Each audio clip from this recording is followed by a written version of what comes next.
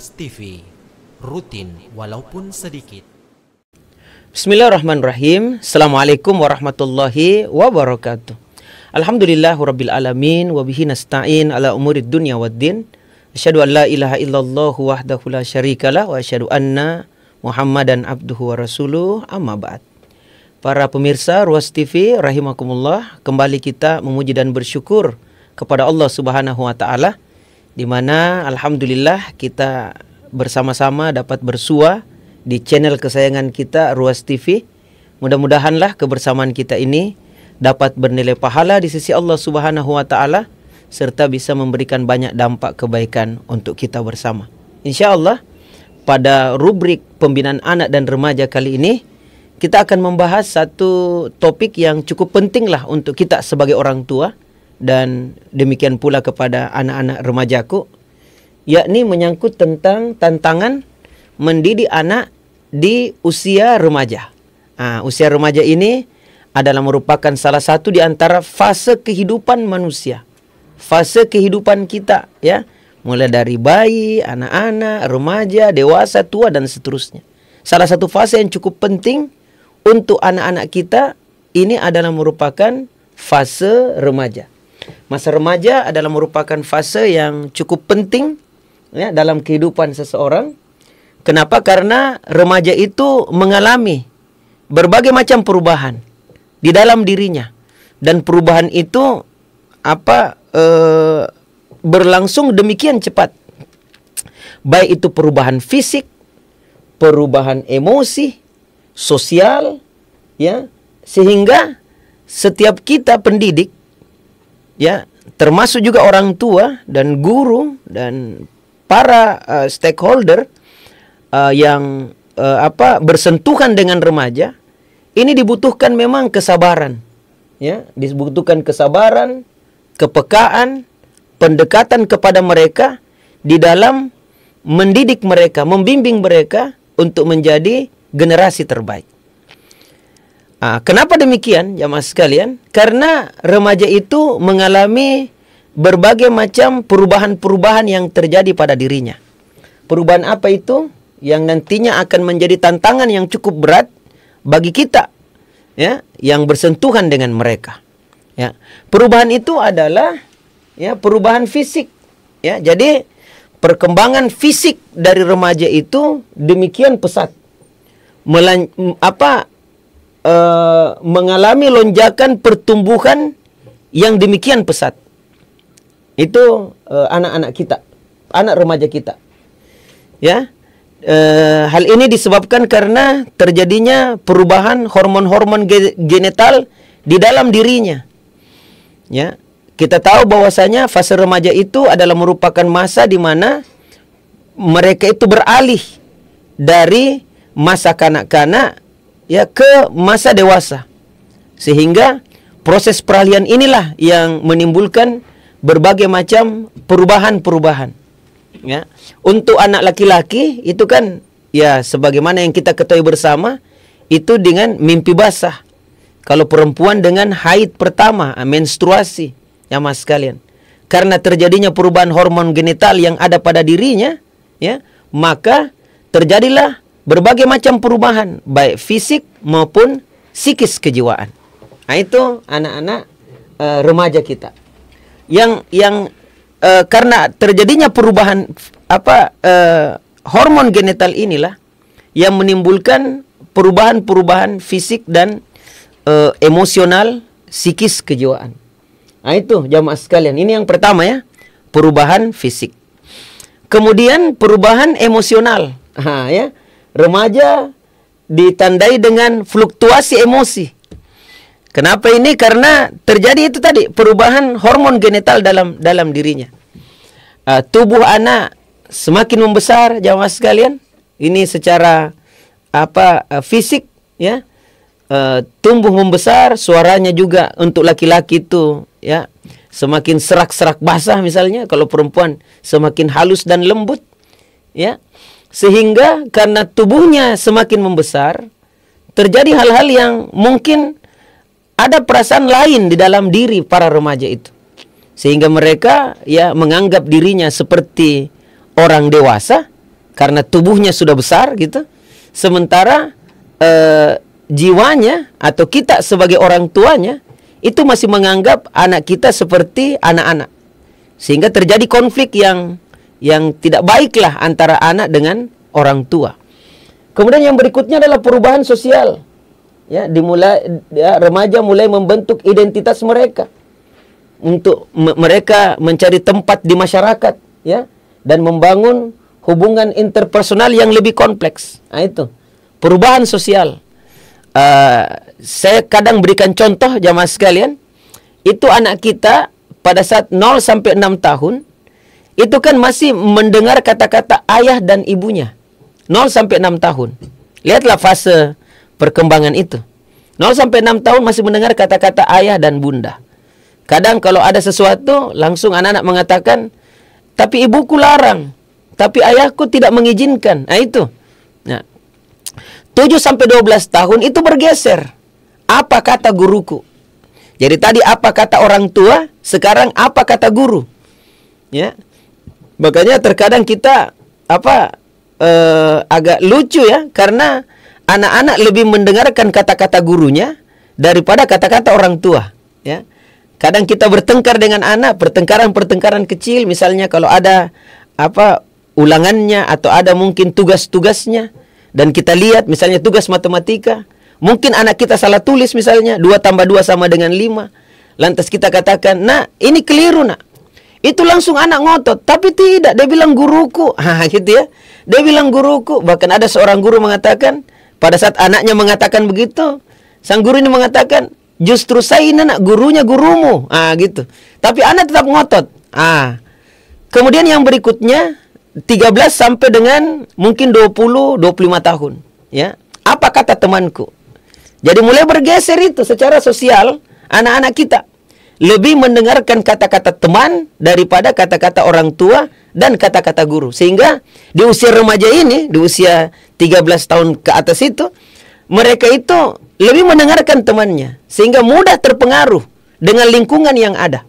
Kata-kata atau perintah atau nasihat yang kita berikan terkadang lebih diikuti temannya daripada orang tua atau gurunya. Maka di sini jamaah sekalian, jangan kita jauhi yang namanya teman-teman daripada anak kita. Boleh jadi lewat saran, ya, dari teman-temannya itu bisa memperbaiki tumbuh kembang anak kita. Demikianlah seterusnya. Jadi terjadi perubahan sosial.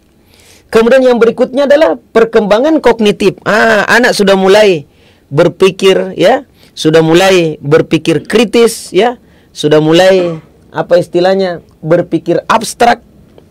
Kemudian mencoba untuk menyelesaikan masalah-masalah yang kompleks, sehingga mereka berpindah dari yang awalnya kelihatan kepada yang berwujud abstrak. Nah, karena terjadinya perkembangan fisik pada diri remaja, disusul dengan berkembangnya psikis kejiwaannya, sudah ada rasa malu, ya, sudah ada rasa khawatir dan seterusnya, maka inilah yang menimbulkan berbagai macam persoalan. Oleh karenanya, hal-hal yang perlu untuk dilakukan bagi kita orang tua atau guru pada saat menghadapi anak yang berada di usia remaja ini, ya, diantaranya adalah komunikasi yang efektif dengan remaja. Jadi, bagaimana kita bisa berkomunikasi? Waktu dia masih kecil, anak-anak, dia masih mendengarkan kata-kata kita. Tapi pada saat dia sudah beranjak remaja, sudah banyak kosakata di kepalanya. Sudah ada sedikit pengalaman dengan lingkungannya. Sudah pintar dia berbicara, sudah bisa untuk mengeluarkan pendapat, dan lain sebagainya. Maka pada saat anak-anak berada di usia remaja ini, penting yang namanya komunikasi kepada mereka. Bukan lagi suruhan, perintah, dan seterusnya, tetapi bagaimana kita mengkomunikasikannya, mendiskusikannya, seraya juga boleh jadi kita memintakan pendapat untuk anak-anak kita. Jamaah sekalian yang sangat berbahagia, apa komunikasi yang efektif itu? Di antaranya adalah menjadi pendengar yang baik. Jadilah pendengar yang baik, ya, untuk anak-anak remaja kita pada saat dia berbicara. Ya, jadilah pendengar yang baik. Karena boleh jadi mereka memiliki berbagai macam pengalaman baru di luar. ketemu dengan teman-teman remaja yang lain, ya, ketemu dengan sikap, watak, kemudian gaya bahasa dan seterusnya. Dan mereka ini terkadang terheran-heran terhadap itu. Karena apa yang diajarkan mungkin di rumah itu berbeda dengan kenyataan yang ada di teman-temannya. Maka pada saat ada waktu tertentu, ya, dia berada di rumah dan dia berusaha untuk curhat misalnya, maka jadilah pendengar yang baik. Kalau perlu jamaah sekalian, kita justru yang memancing itu. Bagaimana tadi nak di sekolah, bagaimana ada mungkin pengalaman atau kegiatan-kegiatan, maka kalau kita bisa bersifat terbuka di hadapan anak-anak kita, ya, untuk mau mendengarkan apa yang menjadi keluh kesahnya, maka insya Allah anak-anak kita akan juga menyampaikan berbagai macam problema-problema yang terjadi di luar. Dan ini cukup penting jamaah sekalian. Karena dengan mengetahui apa yang terjadi itu, apa persoalan tersebut, maka kita bisa mengurai dan mencarikan jalan keluar. Jangan jauh daripada anak remaja kita. Dengan berpikir bahwasanya anak kita tidak mau diatur, tidak mau mendengar. Kenapa? Karena kita yang hanya ingin didengarkan terus. Sehingga anak-anak terkadang malaslah sudah untuk berkomunikasi dengan orang tuanya. Jadi, berikanlah perhatian dengan empati, ya, saat mereka berbicara. Tunjukkan bahwa Anda sangat-sangat menghargai pendapat dan perasaan-perasaan mereka. Para pemirsa Ruas TV rahimakumullah, dalam literatur agama kita, ya, agama Islam, itu kan jelas bagaimana hubungan antara orang tua dengan anak remajanya. Ya, di antara contohnya itu yang paling jelas adalah kisah Nabi Yusuf alaihissalam dengan ayahnya yang bernama Nabi Yakub. Yusuf itu curhat kepada bapaknya. Di saat dia bermimpi di malam hari, maka dia di pagi harinya datang ke ayahnya, kemudian menyampaikan apa yang menjadi mimpinya, dan mimpi yang luar biasa dahsyat untuk anak sebesar Yusuf. Maka dia datanglah kepada ayahnya. Inni ya abati, inni ra'aitu fil manam. Ya, wahai bapakku, saya melihat dalam mimpi bahwa 11 bintang, bulan dan matahari sujud kepadaku. Bayangkan jamaah sekalian, seorang anak berani untuk ngomong atau berbicara kepada orang tuanya tentang pengalaman yang begitu sangat mengguncang perasaannya. Jadi dia tidak simpan, tetapi dia coba komunikasikan untuk mendapatkan minimal didengarkan. Kalaupun mungkin tidak ada solusi. Ya, sangat jarang hari ini ada anak seperti ini. Mau membicarakan, mau menyampaikan keluh kesahnya atau persoalannya yang dia hadapi secara pribadi. Kenapa? Karena takutnya anak-anak kita untuk menyampaikan itu. Ya, mungkin kalau kita punya anak seperti ini, ya, wahai bapak, tadi malam ada mimpi saya 11 bintang, bulan, matahari sujud kepadaku. Mungkin kita mengatakan apa? Aduh, itu kalau selalu main Free Fire, ya, Mobile Legend. Makanya kau bawa sampai dalam mimpi itu semuanya. Makanya langsung kita menghardiknya. Langsung kita mencaci. Jadi bagaimana anak-anak mau mengungkapkan perasaannya? Mau mengungkapkan apa yang menjadi persoalannya? Apa yang menjadi pengalamannya? Nah ini jamaah sekalian. Yang dilakukan Nabi Yakub sebagai ayah adalah mendengarkan dengan sungguh-sungguh. Dia berempati, ya. Walaupun beliau tidak mengomentari mimpi tersebut, karena boleh jadi terjadi. Apalagi anaknya yang bercerita itu. Maka dia mendengarkan, dan pada saat beliau berkomentar, dia hanya sampaikan, jangan ceritakan itu kepada saudaramu. Ya, jangan sampai kalau kau ceritakan itu akan menambah, ya, menambah rasa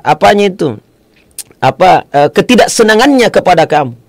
Nah, ini jamaah sekalian sama berbahagia. Ini contoh teladan yang baik, masya Allah. Di mana seorang ayah mau mendengarkan sehingga anak-anak dengan mudahnya, ya, dengan mudahnya menyampaikan itu. Apalagi kalau anak-anak remaja kita hari ini jamaah sekalian, banyak persoalan yang dihadapi. Ada yang namanya persoalan bullying. Ada mungkin yang kena virus merah jambu misalnya, jatuh cinta dengan temannya. Atau mungkin ada yang mengungkapkan perasaan itu kepadanya.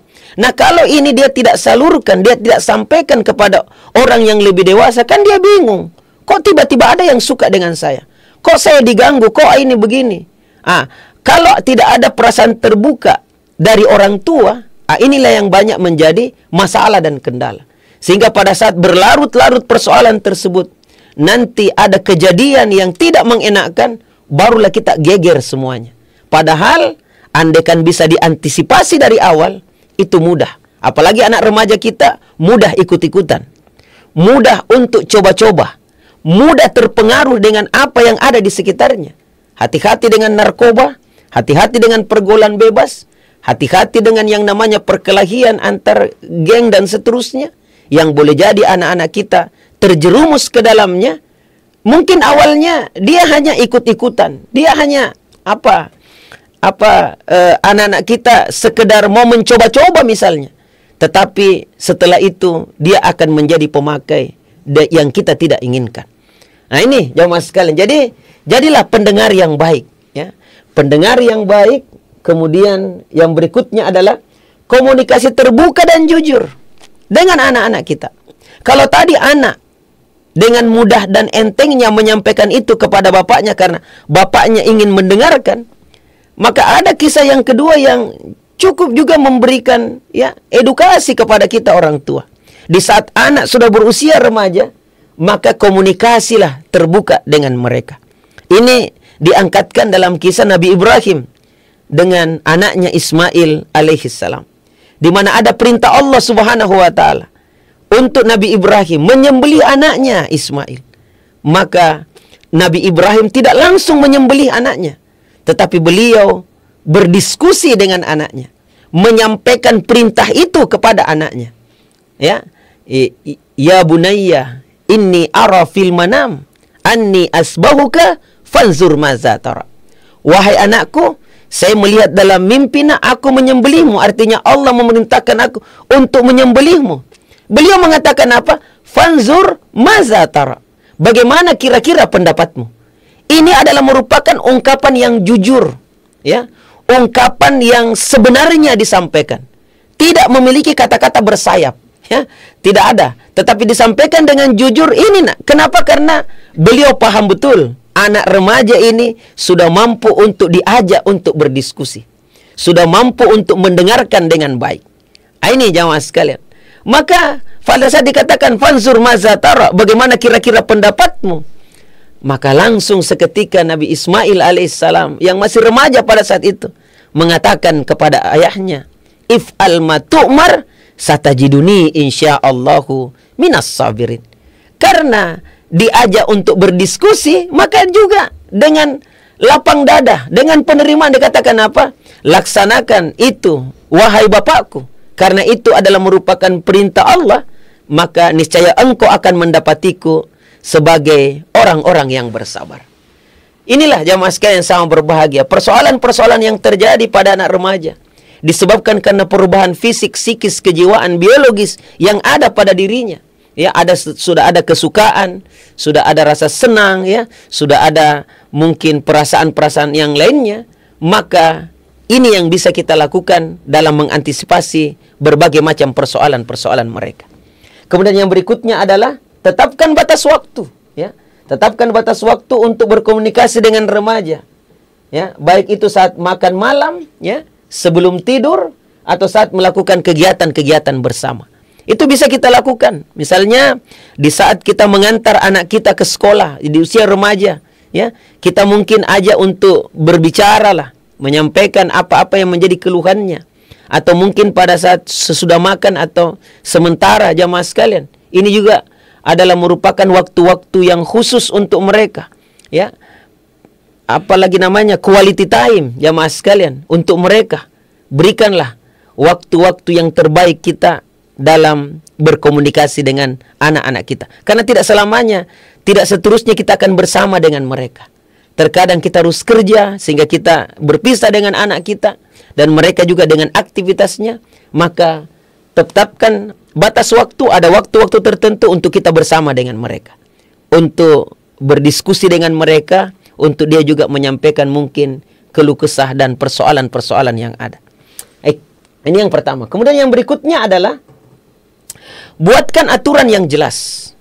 Karena di usia ini juga selain kita mendidik dia untuk berdisiplin, untuk menepati waktu dengan baik, maka kita juga butuh untuk memberikan batasan-batasan menyangkut tentang aturan-aturan.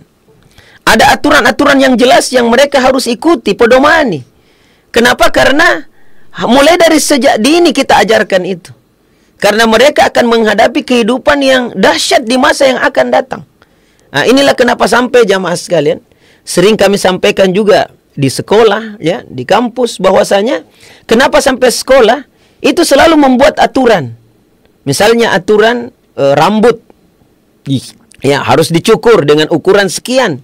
Kemudian baju, ya, harus dimasukkan, ya, supaya rapi. Kemudian datang tepat waktu, ya. Kemudian demikian juga pulang dan seterusnya. Banyak sekali aturan-aturan yang dibuatkan. Itu terkadang menyebabkan anak-anak bertanya, apa hubungannya antara rambut panjang dengan kepintaran? Antara kasih masuk baju dengan kepintaran? Kan tidak ada hubungannya. Terkadang kita jawab sebagai guru, memang tidak ada hubungannya. Menurut kamu memang tidak ada hubungannya. Tetapi itulah aturan untuk mendisiplinkan kamu. Kenapa? Kalau kalian dengan aturan-aturan demikian lantas kalian tidak disiplin, ya, maka bagaimana lagi dengan kehidupan yang ada di luar sana yang penuh dengan banyak aturan? Kalau kalian di sekolah kalian tidak disiplin, mungkin hukumannya membersihkan, atau minimal ya mungkin kengkreng atau apa gitu, ya, yang sifatnya mungkin tidak mengenakkan untuk kamu, nak, karena kau tidak disiplin. Tetapi kalau di luar sana, di masyarakat, kamu tidak disiplin dengan aturan yang ada, hukumannya tidak seringan itu. Hukumannya sangat berat. Bahkan hukumannya boleh jadi bisa sanksi sosial, bisa sampai kepada kematian, bisa sampai kepada merusak dirimu kalau kamu tidak melaksanakan aturan dengan baik. Coba kita lihat anak-anak kita hari ini, ya Allah, tidak melaksanakan aturan berlalu lintas. Naik motor, yang motor itu kan 2 bannya. Ini dia jadikan motor itu tinggal 1 bannya. Dengan apa? Dengan standing, freestyle katanya. Ini kan bisa nabrak orang, bisa mencelakai diri, bisa mencelakai orang lain. Dan berapa banyak yang menjadi korban disebabkan karena itu. Tidak mengikuti aturan yang ada. Maka sering kita sampaikan, kalau anak-anak mampu melaksanakan aturan dengan baik di rumah, di sekolah, maka insya Allah itu juga akan terbawa dan terbiasa untuk menjaga aturan-aturan yang ada di masyarakat. Maka para pemirsa Ruas TV rahimakumullah, ini ya. Jadi kita buatkanlah aturan-aturan untuk agar supaya anak-anak kita disiplin. Bagaimana caranya? Tetapkan batasan yang jelas. Artinya kita buatkan aturan yang jelas. Ini nak aturannya, nak, ya. Begini. Kamu kalau berangkat ke sekolah jam sekian, pulangnya jam sekian.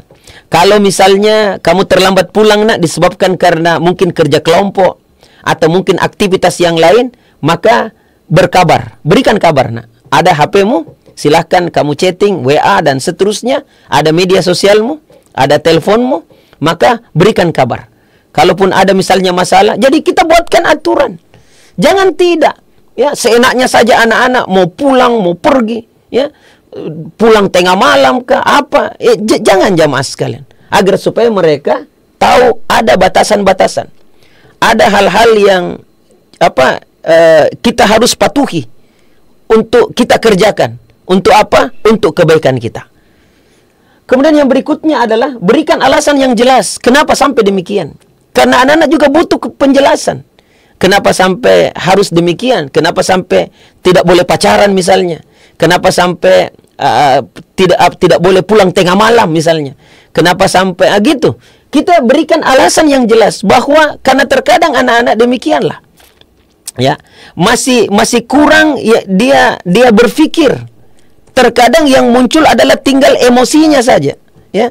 Sehingga biasa kita istilahkan anak-anak remaja itu antara stimulus dengan respon itu masih tipis ruang diafragmanya untuk berpikir, ya, dengan istilah senggol benjol, ya. Sedikit ada masalah langsung bereaksi, sedikit ada masalah ada aksi langsung reaksi, stimulus langsung respon, ya. Baru saja kena percikan air sepatunya dari temannya, woi langsung diburu. Langsung bawa belur temannya itu. Dia katakan, nahina kak barangkali nih. Nanu kak barangkali nih. Ini yang terjadi.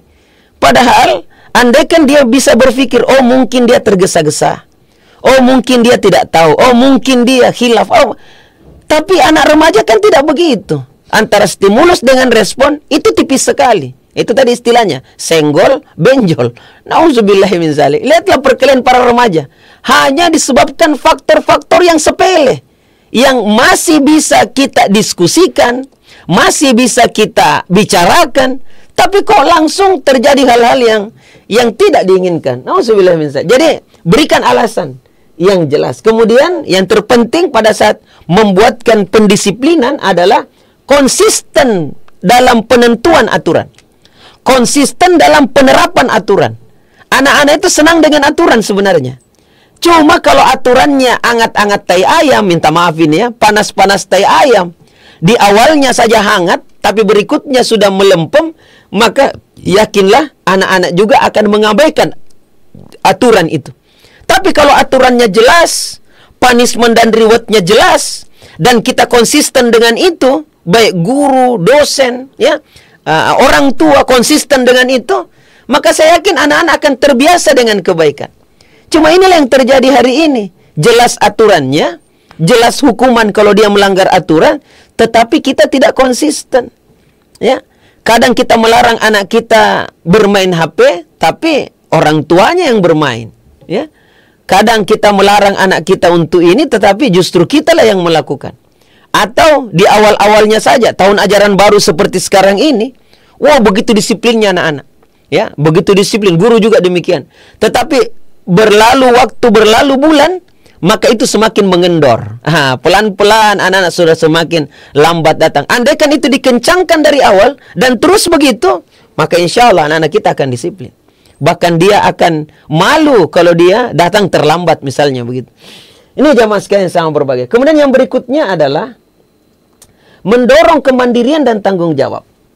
Jadi berikanlah mereka peluang untuk berlatih. Berikanlah mereka peluang untuk melakukan sesuatu. Jangan hanya kita saja yang melakukannya. Tuntunlah mereka. Biasakan mereka dengan hal-hal yang baik. Dan latihlah dia.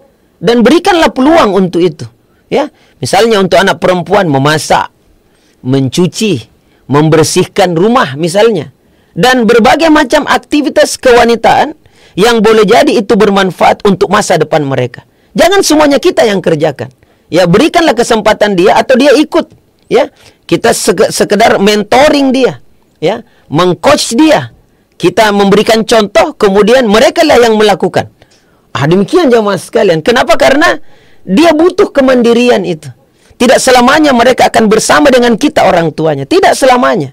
Mungkin kita akan meninggalkan dia karena meninggal dunia, atau mungkin juga dia akan meninggalkan kita karena berumah tangga atau berkeluarga.